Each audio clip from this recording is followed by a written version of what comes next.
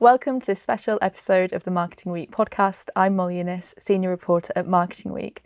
In this episode, we're exploring how different generations engage with media, advertising and brands, and what that means for the marketers trying to connect across different audiences. Marketers always look at age when they're breaking down audience segmentation. What do Gen Z want compared to boomers, and how is that different? But is focusing on age groups actually helpful, or does it risk oversimplifying what really drives people's decisions? To navigate this, we've brought in the experts. I'm joined by Dr. Eliza Filby, generational historian and author, who advises organisations worldwide on understanding and engaging different age groups.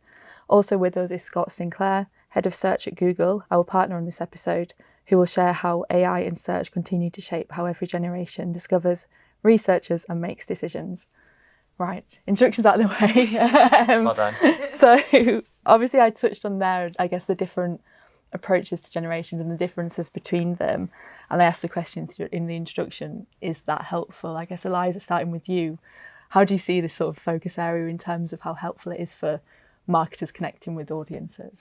Yeah, I mean, it's a great question because traditionally and historically, age segmentation has been a really important way of understanding the different audiences that you're trying to reach. And I think in the digital era and in the data-led era, that's become diminishingly true, and it's just one element that kind of characterizes your consumer. And we're living in the era where data is king, but also the individual very much thinks about their own sort of personality, their needs, their wants and their desires. And actually, if we think about Gen Z, that generation really that have come of age in the 21st century, one of the defining characteristics is that they've grown up on the algorithm with their sort of needs, wants, preferences, desires, aesthetics served to them. And they are not only digital natives, they're sort of, search natives and algorithmically sort of native in their thinking. And I think that age, whilst an interesting sort of facet of who you are, it's not the only thing that you should be looking at. And I say that as a generations expert, right, who really conceives this in a very specific way. It's not about going, all Gen Zers do this, all baby boomers do this. It's about actually understanding historical change. And age is because it's about time, really key as marketers, as advertisers, to understand what is the age at which you kind of first encountered this tech, but also what's changed and evolved over your experiences, over your age kind of and your lifespan with this tech. I think it's a fascinating point that you make, right? Like, I think you can break it down into two things. There's sort of, you can see generational shifts based on user behavior. For example, those sort of millennials or baby boomers who have been exposed to the internet and Google search like over their lifetime, search in a very traditional way, and we often refer to it as search ease type language, where we make them think about what it is they're going to search. And they're the ones that typically will search using 2-3 words at a time. Mm-hmm. Younger generations, and we particularly see this through Gen Z, for example, where they just search in very different ways. And to your point, they've grown up only knowing the internet and how to use it. And so we see Gen Z using, search in very different ways. 10% of searches that Gen Z initiate now starts with an image. They're used to just pointing the camera at stuff and asking, what is this? So that sort of idea that you're no longer constrained by having to think about what it is you type is really sort of unlocking discovery and absolutely. Sort of and I think that's part of the fact that we're talking about a generation in Gen Z that, the average Gen Z has had a smartphone in their pocket since they were 13. So even thinking about and the camera on that smartphone being the most important thing, an aspect of it. And so me as a geriatric millennial, right, remembers first using search on a, kind of not even Wi-Fi, a dial-up internet, very much not even a laptop, but a desktop. And, when I think about my mother, who's baby boomer, she doesn't use search on her mobile phone. She only uses it on a laptop. So it's quite often the age at which you encounter this tech sort of is an indicator of how natural or frankly how unnatural it feels. I can't imagine my mother ever taking a photo and then inputting that into Google and trying to work out what it is and what she should do with it. And I think that's where, generational brackets are extremely helpful because it does tell you that journey, that technological shift. But one of the things that I think we don't talk about enough, we segment by age, but no one lives just in their own generation. And in fact, increasingly, young people are living in multi-generational households. And I'm sure people here can relate to this, but I certainly can in my own family. During lockdown, there were 3 generations in one house, and that technological kind of experience was being shared across different generations. My son helping his grandmother find something on the internet, me buying something for my mum on the internet and then showing how she can do it herself without me helping her. So actually one of the really interesting things that's happened as we've seen a rise in multi-generational households is actually a rise in multi-generational conversations around tech and teaching around tech. If you think through it on a more logical basis, right? Like when someone types something into Google search, there's an expression of intent, irrespective of their demographic, irrespective of their age. Like they're just giving you a signal of intent. So to your point around marketeers, how do you connect? I think there's this idea of push versus pull marketing as well sometimes. I think segmenting your users and your audience for push tactics is probably a helpful thing to do. But on a pull tactic like search, you just want to capture everyone who's expressing intent to buy the thing that you sell. That just makes a lot of sense to me. So how has the rise of multi-generational households impacted, how marketers are marketing to generations? It's never been more expensive to be young. And actually, it's never been more true that parents are supping their adult children's expenditure. The nature of consumption has changed profoundly over the last 20 years, and it's really been shaped by changing life course. So it used to be, to put it really simply, that you were an adult at 18, maybe then 21. Now, more and more people see the defining era of adulthood as post-30. So we've extended our adolescence, right? And that means that we are moving into adulthood. And let's say there's 5 markers of adulthood: the age at which you finish your education, the age at which you leave home, the age at which you're financially independent of your parents, get married and have kids, right? And the story of the last 40 years, not to one generation, we've been doing those things much later, partly because they've become more expensive, partly because we have more freedom. Right? But it's meant that people are buying things at different times in their life. Okay, the average age of a baby boomer buying a house was 27. Now it's more like 35 for millennials, and it will be probably even later for Gen Z. And they're only buying them with the help of bank and mum and dad. So we have this very different life course and how we're spending. I mean, one of the biggest stories of the last 20 years is the kind of post-60 woman and how much she is spending on self-care, on how much she is spending on herself. Now, that's a new phenomenon in consumption, and it's only going to increase, okay? And if you look at the demographics, essentially the generations that have the most money, Gen X, baby boomers, will be the big spenders in the next 10 years. And, essentially young people have less and less money and are really, certainly been really squeezed during the cost of living crisis. But then if you look at something like who are the biggest buyer of ethical food goods, it's Gen X. Now, you would go, wow, okay, the generation that grew up in the 80s and sort of maybe rising consciousness about climate change. And no, they're buying ethical goods for their kids. So it's this sort of goes back to my earlier point about multi-generational consumption. But I think it's really important as marketeers to understand how the life course is changing and therefore how the consumption at different ages is changing. It was making me think of my mum, who's in her very early 50s, although she'll hate me announcing that on this, ringing me up and saying, you need to start buying Korean skincare because like all the teenagers, and I've got onto it and now I'm doing it. I'm like, how is that? And it's like that movement. I think it's so interesting. Yeah, I mean, we ran some data not long ago looking at twinning, the phenomenon of twinning. So when mothers start to mimic the fashion of their daughters. And it's about a 2-year drag from when the daughters buy, baggy jeans to when the mothers start wearing and buying baggy jeans. And it's fascinating that it used to be in the 1950s, the daughters would be dressed like the mothers. Now the mothers are dressed like the daughters. And I think about this in my own family. My mother's 80 and she shops in Zara. When her mother was 80, well, first of all, she wasn't with us anymore, but she really, up until the point she died, she dressed like a 1950s housewife, stuck almost frozen in time from the period when she was young.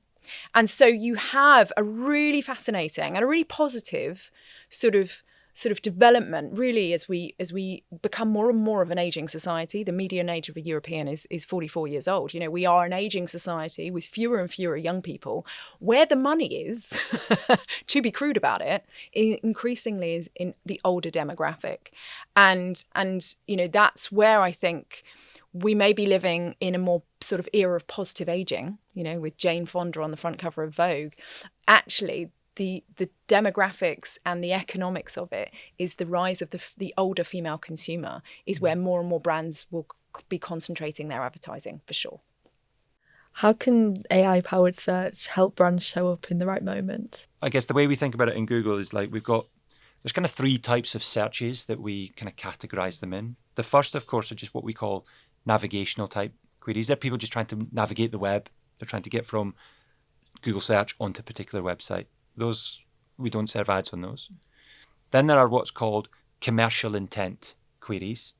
Those are very clearly expressions of intent to purchase things. So those might be ones where you go, buy a white t-shirt, or I need car insurance. Very clear what you're trying to achieve. And then there's this new cohort of searches, and this is the one that's growing the fastest. In fact, searches that have got 5 or more words in them are growing at 1.5 times the speed of searches that use 4 words or less. These are what we call complex searches. And those are the ones that we're now starting to serve these AI overviews on, right? Now, in those searches that you might be making, 1 in 5 of them have some sort of commercial intent. But when you type such long words, it's very hard for you to pick at what point and what word in that sentence or that search is the commercial intent. And so that's what the AI figures out for you. And when it figures out that there's a commercial opportunity, that's where our advertisers have the opportunity to then show ads, right? And we started to serve ads above and ads below our AI overviews, which are often triggered from these long, complex searches. So to your point, when you're giving us all the context in those long searches, our AI can figure out what you're trying to achieve. The other thing is, you're also on other platforms across Google as well. So we can start to build up an idea of what it is you're trying to achieve and help you get to that point faster. Now, are we making your buying journey shorter? Probably not. You probably still take the same amount of time. But are we making it easier? Take any one of these sort of ornaments around us here. If I asked you to describe it in words, you mentally have to think around, well, how do I describe that? Well, it's a copper cup. So you'll type in copper cup, but you might get a mug as the response. You go, no, that's not the one. So you're having to work hard. Now, you can literally take a picture of that and it will find it for you. And so that barrier has been removed. So now you can search anything, and that's what's fueling the growth. So we can see more people asking more stuff. So it is true that buying journeys will change, but they don't fundamentally change in what humans have been trying to do forever. We're just making it a better experience for our users. Of course, we believe solve for the users, and then everyone wins. And that really means build authentic, credible, trustworthy content. And if you think about it, what people are searching for on Google search, it's almost impossible for you to predict what the answer should be. But let me give you an example. So when you think about booking a hotel, and most of the websites for hotels, they really focus on how beautiful the rooms are, the suites, there's sort of a mini bar in the room, and you've got all of this stuff. But if I'm looking to book a hotel for my family, the most important thing for me is, does the pool have a slide? Now, of course, there's no websites that at least I have been on that focus on the slide in the pool. I mean, it's a moot point in terms of how that's going to convince me to book that specific hotel. But in the moment, and I have a 7-year-old daughter, in that moment, the pool having a slide is actually really important. Now, we've started to see this play through with AI, right? And if you've got all of that content on your website, you don't need to think about the words. And we're coming back to thinking about, you don't need to describe the swimming pool has a slide, But if you've uploaded an image or a video fly through of the hotel, the AI can see that the pool has a slide. And so you don't need to, I guess my point here is not, don't go away and re-engineer your website to capture all the words to describe all of these things. That's the critical thing. It's about getting the content there, right? Right. And I think you're never going to because it's also, what we're talking now is really idiosyncratic searches, right? Trying to capture that in words, or even trying to preempt that so you capture it in video, is actually just, I would say, impossible. What we're now really talking about is using that visuals to create as much data on the product, the hotel, the thing, whatever you're selling as possible, so that you can really play to that idiosyncratic search. And you know, I think I'm right in saying that because of the more detailed prompts that people are putting in, you're actually seeing more sort of independent businesses kind of rise up on the search front, because they are being really authentic, being really specific, being, you know, catering for those slides in the hotel pool moment. And I think one of the interesting things is, you know, thinking about CMOs and the whole sort of portrait of a brand, telling the brand story. You know, so much of that communication has been, think about what the brand stands for, think about who we are, what's our narrative, what's our story, and what aspiration we represent. I think a classic example of this is cars, right? In most car adverts, you always see, you know, this hugely romantic sort of backdrop, maybe sort of mountainous sort of backdrop, you know, hilltop.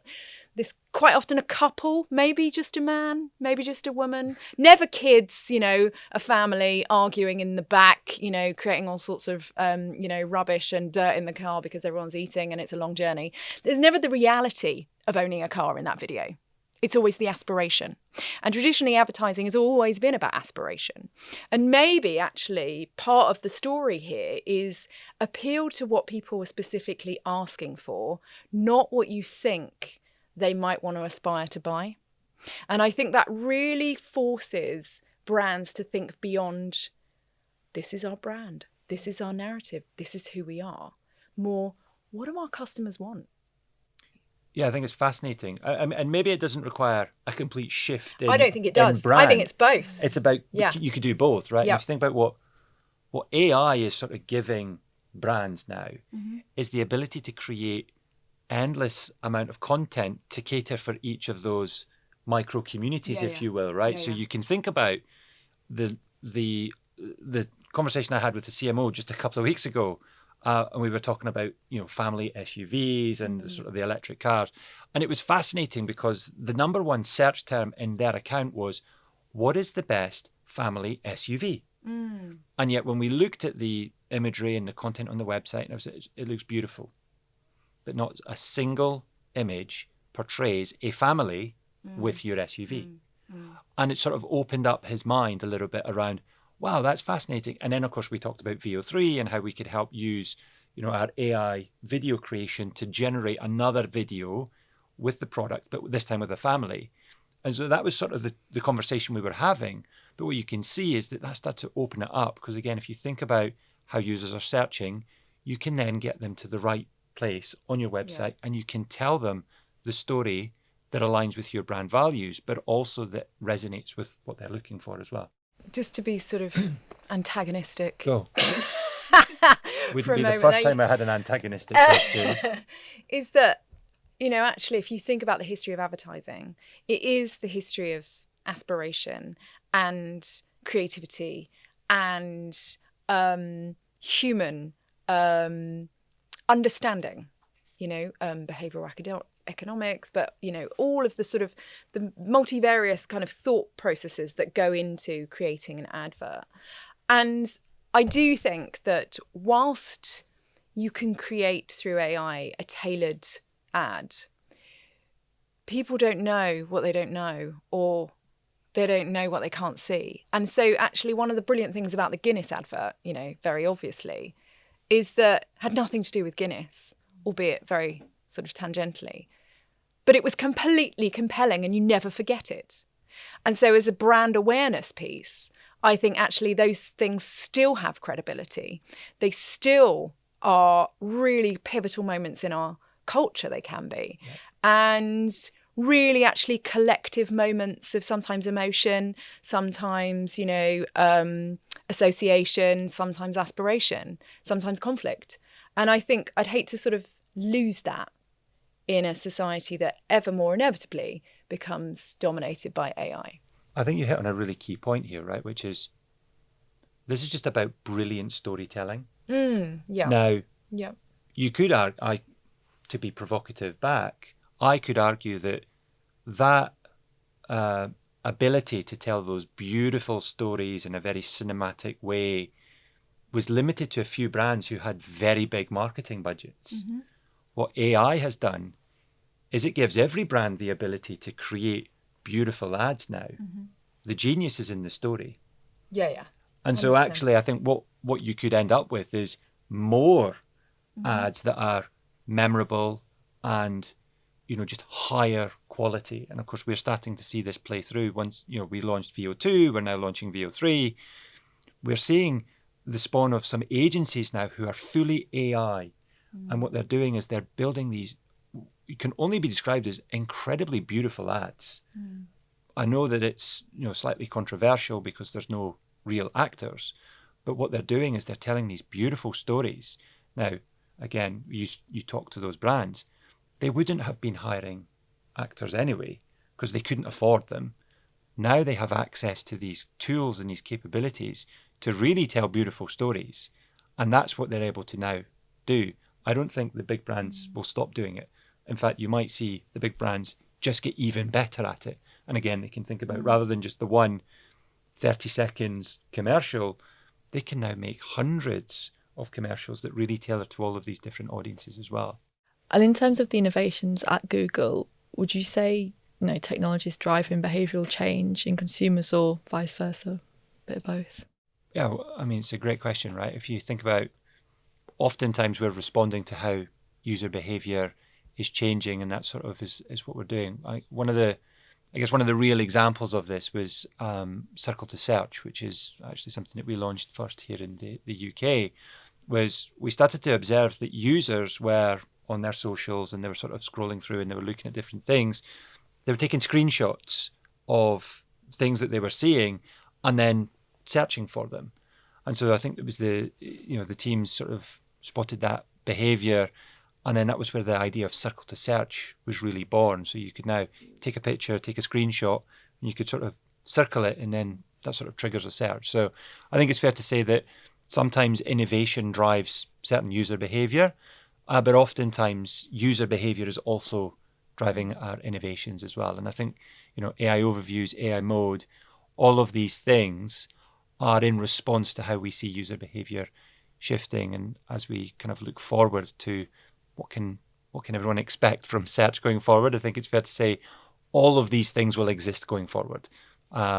We're responding to different user needs with different innovations to sort of answer those questions. One of the things that I really love is the vibe search. Oh yes, yeah. That is so on point with Gen Z. Explain to me again, just so that I've got this, so I feel like I know what I'm talking about. It's the vibe search. It's a feature, we've actually launched it in the US, and it's on Google Maps specifically. But one of the trends that we started to observe was that users were thinking about restaurants, and they were asking, what's the vibe of this particular restaurant? Now, that's really hard to sort of describe the vibe. But of course, our AI can look at the images and can start to infer, if there's a picture with a cozy fire, or, it can start to imagine that, well, the vibe is warm and cozy because the picture of the fire is in the restaurant. So things like that are what the AI starts to open up as you start to think about what people are searching for. We can then innovate and respond to those types of searches as well. Because I'm just imagining, say if you're walking in the rain and you want to find somewhere cozy with an open fire, but feels sort of, has a certain atmosphere that you're looking for in that moment, it sort of then becomes like next level useful. Yes. And next level insightful. And that's where I get really excited and kind of like, okay, this is going to massively improve my life. I often when I'm out seeing customers in my day job, I have a video clip of Larry Page when he first invented Google search.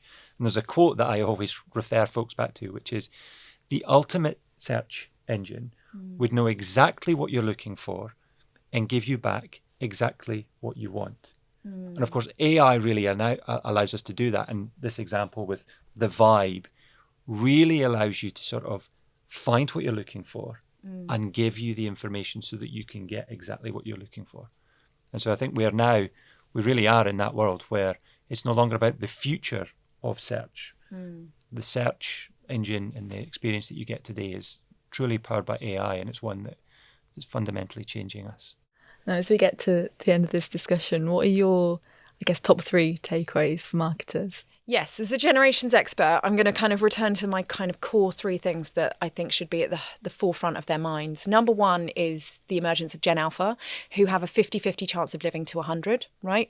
And they're a very different generation already from Gen Z.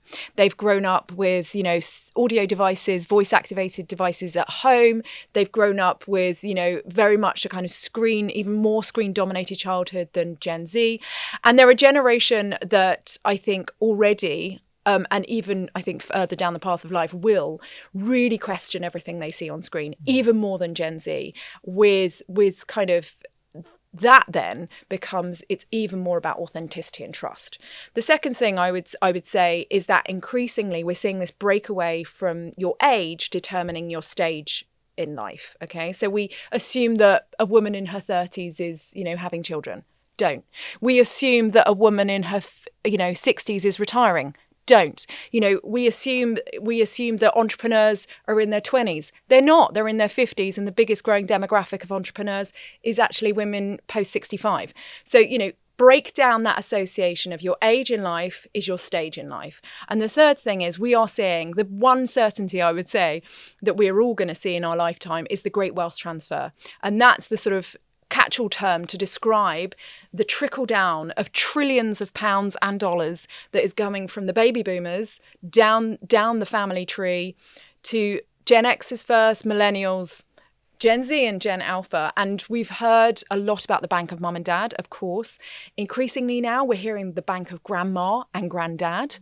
And, 25% of Gen Zers have had a help with a house deposit, not from their mum and dad, but from their grandma and grandpa. So, what I'm saying here is that we're talking about the evolution of what I call the household wallet.